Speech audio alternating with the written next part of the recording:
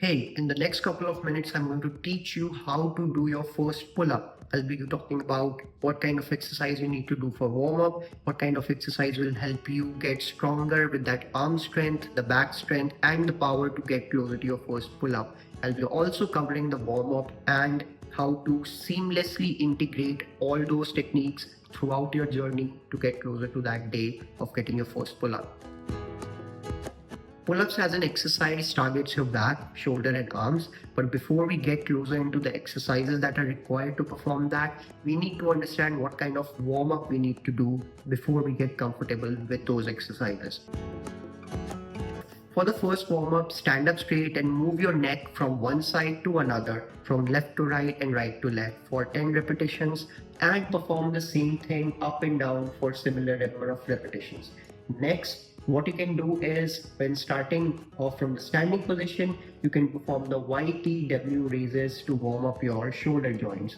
You have to effectively do that because, like I said, your shoulder joints, your arms and the back muscles are going to be actively involved. So we have to necessarily sort of include that particular warm up for your routine. For the next warm up movement, you can pick light weights to perform dumbbell shrugs just to make sure that you're all set to perform the final movement. Now, once that warm-up is done, you have to focus on what kind of grip you are going to use to perform that pull-up. There are three types of grips. One is the neutral one, the next one is the pronated grip, and the third one would be supinated grip.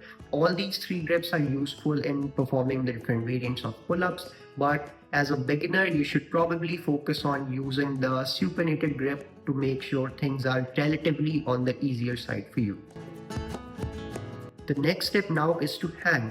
For beginners, I would recommend practicing dead hangs. To get into the dead hang position, find a pull-up bar, get closer to that bar, hold on to that bar and let your body loose. That's it. That's what you have to perform in the movement of dead hang. This will allow you to build that grip strength required to perform that first pull-up which you will be doing in the subsequent weeks. The next movement which you should keep in your routine, especially as a beginner, would be the Australian pull-up or the inverted rows. For this, get into the position as it's shown in the video, fix the height of the bar as per your comfort, and this exercise should be performed at least 2 to 3 times a week to control your core efficiently and also to build that arm strength required to pull your body upwards. It's a definite and a must for beginners, and it will also allow you to build that strength and stability required to perform that pull-up of yours. If you are getting comfortable with that current height, you can keep increasing or decreasing the height of the bar as per the comfort and to make it more challenging. Now that we have 2 exercises in our arsenal, let's move on to the third one, which will help build that arm strength to perform that pull-up. Now we have to perform the negative pull-ups. To get into the position, you have to use a box.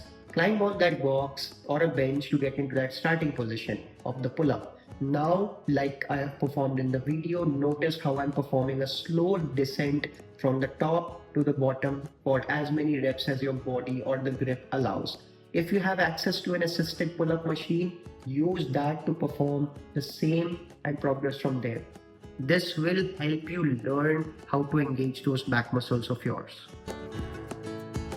Now that we have covered some of the basic movements that needs to be in our routine, now you have to practice them 2 to 3 times a week at least. You can keep a day's gap between those practice sessions, keep it towards the end of the session or at the beginning of the session depending on what the workout routine looks like for that day.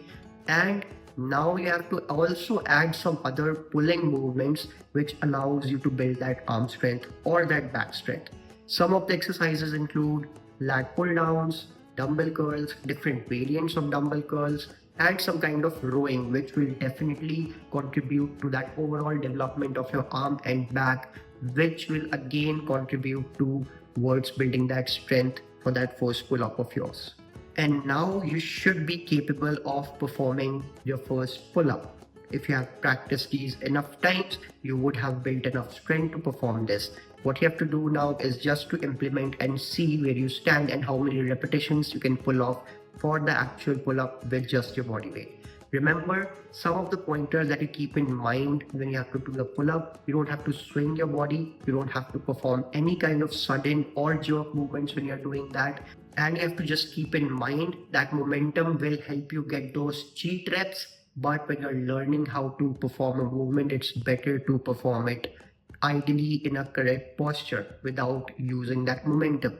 Also, if you think your palms are sweaty, you can consider using chalk powder. It will act as a cheat code when you're gripping that barbell or the pull-up bar.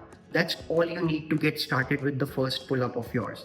Practice often, but also don't overdo it. Your body needs sufficient rest and recovery in order to get stronger and resilient to get towards that. All the best for your first pull-up. Let me know how it goes, and if you have any questions, feel free to drop in the comments below. Thank you for watching.